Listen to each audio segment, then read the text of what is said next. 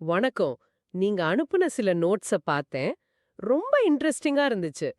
குறிப்பா ஆரிஜின், அப்புறம் அனுப்பி பத்தின இந்த 2 அப்டேட்ஸ்.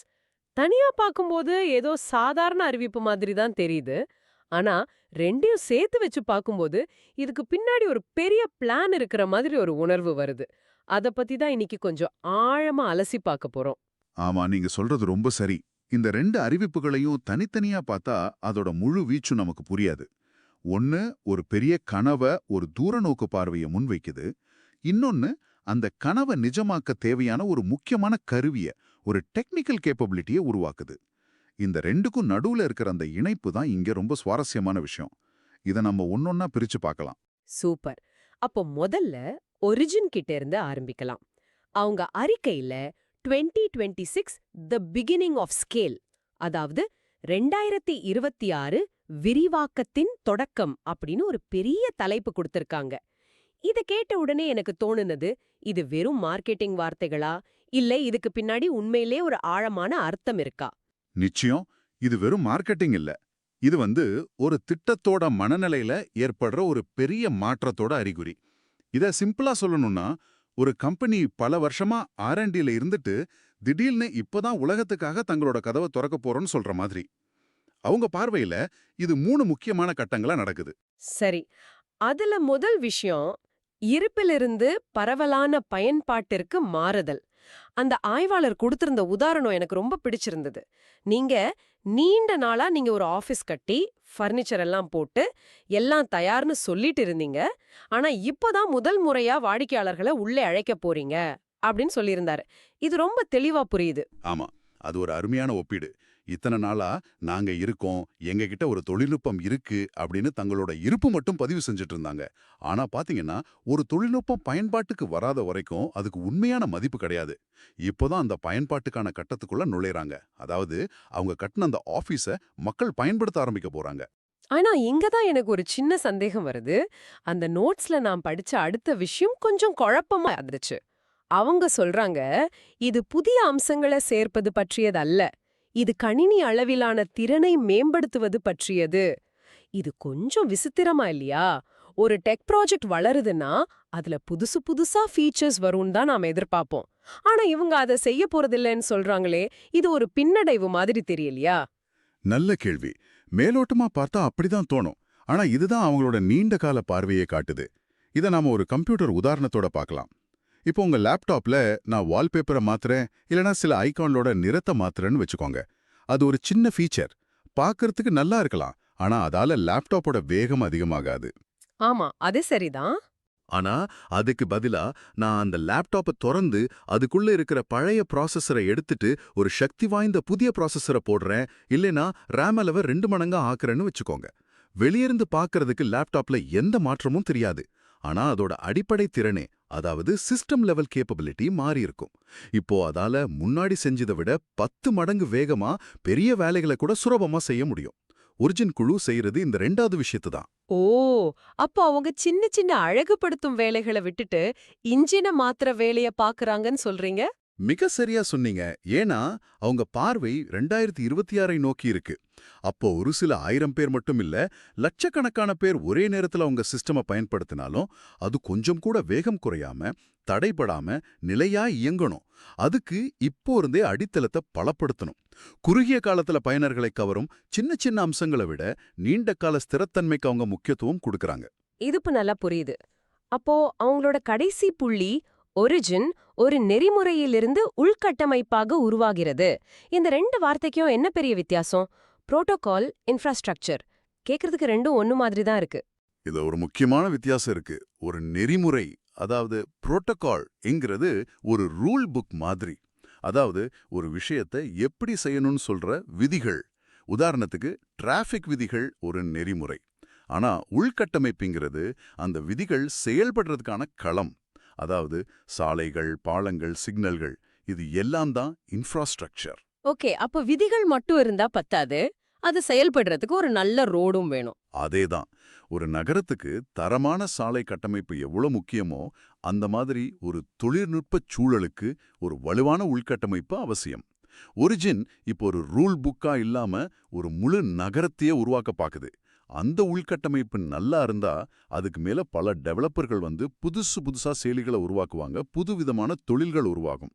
அதோட தாக்கம் ஒரிஜினோட மட்டும் நிக்காது, அதை சார்ந்த முழு ஈகோசிஸ்டமே வளரும். இதுதான் 2026க்கான அவங்களோட பெரிய திட்டம்.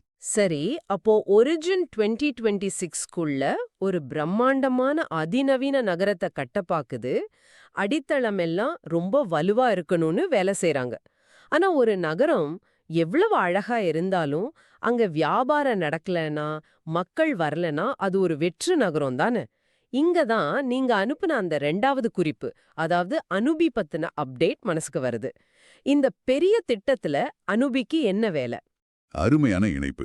நீங்க கேட்ட கேள்விதான் இந்த முழு பகுப்பாய்வோட மையப்புள்ளி. ஒரிஜின் நகரத்தை கட்டுதுன்னா அனுபி அந்த நகரத்துக்குள்ள பணத்தை, அதாவது மூலதனத்தை கொண்டு வரதுக்கான அதிவேக நெடுஞ்சாலைகளை அமைக்குது. நெடுஞ்சாலைகளா? சரி, அவங்களோட முக்கிய வரியே செயல்திறன் மூலதனத்தை திறக்கிறது அப்படின்னு தான் இருக்கு. இத கொஞ்சம் எளிமையா விளக்க முடியுமா? நிச்சயம். இப்போ ஒரு ஊருக்குள்ள போறதுக்கு ஒரே ஒரு சின்ன குண்டும் குழியுமான சாலை தான் இருக்குன்னு வச்சுக்கோங்க. அந்த ஊருக்குள்ள போய் தொழில் தொடங்கவோ முதலீடு செய்யவோ பெரிய நிறுவனங்கள் தயங்கும். ஏன்னா அங்க சரக்குகளை கொண்டு வர்றதுக்கும் எடுத்துன்னு போறதுக்கும் நேரமும் செலவும் அதிகமாகும். அது ஒரு இன்எஃபிஷியன்ட் பாதை. ஆமா, டிராஃபிக்ல மணிக்கணக்கா நிக்க வேண்டியிருக்கும். அதே ஊருக்கு அரசாங்கம் 6 வழி கொண்ட ஒரு சூப்பர் ஹைவே போடுதுன்னு வச்சுக்கோங்க. இப்போ என்ன ஆகும்? பெரிய பெரிய கம்பெனிகள் எல்லாம் போட்டி போட்டுக்கிட்டு அங்க தொழிற்சாலைகளை திறப்பாங்க. ஏன்னா இப்ப மூலதனமும் பொருட்களும் ரொம்ப வேகமாகவும் திறமையாகவும் அந்த ஊருக்குள்ள வந்து போக முடியும். அனுப்பி செய்யறது இந்த வேலையை தான். அது மூலதனம் பாய்வதற்கான பாதையை ரொம்ப திறமையானதா மாத்துது. ஓகே, இந்த ஒப்பீடு நல்லா புரியுது. ஆனா தொழில்நுட்ப ரீதியா அவங்க என்ன செய்றாங்க? அந்த நோட்ஸ்ல மேம்படுத்தப்பட்ட இணைக்கட்டமைப்பு, அதாவது ஆப்டிமைஸ்ட் கொலாட்ரல் ஸ்ட்ரக்சர்னு ஒரு வார்த்தை இருந்துச்சு. கேட்கவே கொஞ்சம் கஷ்டமா இருக்கே. முடங்கி கிடக்குது. ஆமா. அந்த பணத்தை வச்சு வேற எதுவும் செய்ய முடியாது. இப்போ அனுப்பி கொண்டு வர இந்த புதிய மேம்படுத்தப்பட்ட அமைப்புல நீங்க 100 ரூபா கடன் வாங்க ஒருவேளை 110 ரூபா மட்டும் ஈடா வச்சா போதும். இப்போ என்ன ஆகுது? உங்களுடைய 40 ரூபா பணம் உங்களுக்கு மிச்சமாகுது. அதை நீங்க வேற முதலீடுகளுக்கு பயன்படுத்தலாம். இதுதான் கேபிட்டல் எஃபிஷியன்சி. குறைஞ்ச பணத்தை முடக்கி அதே வேலையை செய்ய முடியுது. வாவ்! இது உண்மையிலேயே ஒரு பெரிய மாற்றம். அப்போ தனிநபர்கள் மட்டும் இல்ல, பெரிய நிதி நிறுவனங்கள் எல்லாம் இத பார்த்தா ரொம்ப ஈர்க்கப்படுவாங்க இல்லையா? அவங்க கோடிக்கணக்குல முதலீடு செய்யும்போது இந்த மாதிரி சின்ன சதவீத மாற்றம் கூட அவங்களுக்கு ஒரு பெரிய தொகையை மிச்சப்படுத்தி கொடுக்கும். மிகச்சரியாக புரிந்து கொண்டீர்கள். பெரிய மூலதனம், அதாவது ஸ்மார்ட் மணி, எப்பவுமே 2 விஷயத்தை தேடும். ஒன்னு வலுவான பாதுகாப்பான உள்கட்டமைப்பு. 2வது மூலதன திறன். ஒரிஜின் முதல் விஷயத்தை கொடுக்குது, அனுபி 2வது விஷயத்தை கொடுக்குது. இப்ப புரியுதா ஏன் இந்த 2 அறிவிப்பும் ஒரே நேரத்துல வருதுன்னு? இப்பதான் முழு பருமு தெளிவாக தெரியுது. நான் இத சரியா புரிஞ்சிருக்கேனான்னு பாக்குறேன், சொல்லுங்க. ஒரு பக்கம் ஒரிஜின் அடுத்த 2 வருஷத்துக்கு ஒரு உலகத்தரம் வாய்ந்த பலமான ஒரு மெகா சிட்டிய கட்டுது. அதே நேரத்துல அனுபி அந்த சிட்டியோட நுழைவு வாயிலுக்கு ஒரு சூப்பர் ஃபாஸ்ட் எக்ஸ்பிரஸ்வேய கட்டுது. எதுக்குன்னா பெரிய பணம் எல்லாம் எந்த தடையும் இல்லாம ரொம்ப சுலபமா வேகமா அந்த சிட்டிக்குள்ள வந்து தொழில் தொடங்கணும். இதெல்லாமே 2026ல தயாராகிற மாதிரி திட்டமிடப்பட்டிருக்கு. அருமை. இதை விட சிறப்பா இதை விளக்க முடியாது. இது ஒரு சிம்போனி இசை மாதிரி. ஒரிஜின் மேடைய பிரம்மாண்டமா தயார் செய்யுது.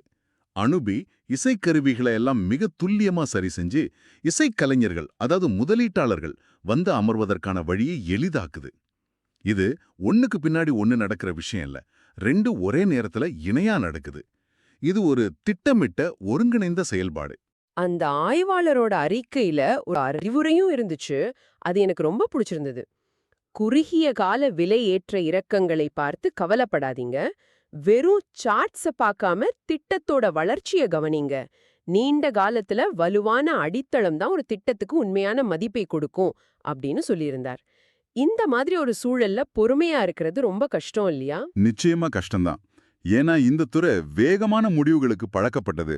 ஆனா இதிலிருந்து நமக்கு தெரிய வருது என்னன்னா, இந்த குழு 100 மீட்டர் ஓட்டப்பந்தயத்துல ஓடல, அவங்க ஒரு மராத்தான் ஓட்டத்துக்கு தயாராகிறாங்க. ஒரு செடியை நட்டு அதுக்கு தினமும் தண்ணி ஊத்தி உரம் போட்டு அது மெதுவா ஒரு பெரிய மரமா வளரத பாக்குற மாதிரி இது. அதுக்கு நேரமும் பொறுமையும் தேவை.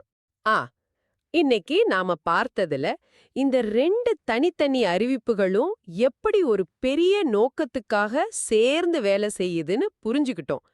ஒரிஜின் ஒரு முழுமையான உள்கட்டமைப்பை உருவாக்க அனுப்பி அந்த உள்கட்டமைப்புக்குள்ள மூலதனம் எளிதா பாய்வதற்கான வழியை உருவாக்குது.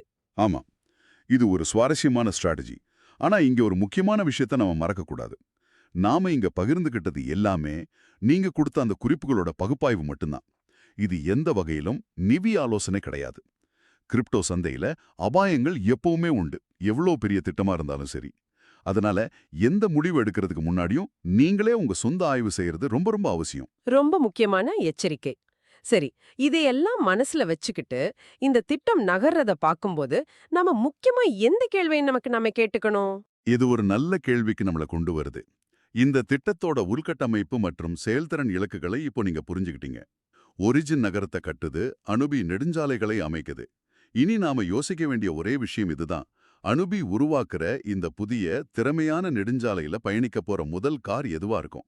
அதாவது இந்த சூழலுக்குள் நுழைய போகும் முதல் பெரிய கூட்டாளிகள் அல்லது நிறுவனங்கள் யாராக இருக்கக்கூடும்? அந்த சாத்தியமான முதல் பயனாளிகளை பற்றி சிந்திப்பது இந்த சுற்றுச்சூழல் அமைப்பின் எதிர்காலத்தை பற்றி உங்களுக்கு ஒரு முற்றிலும் புதிய கண்ணோட்டத்தை கொடுக்கக்கூடும்.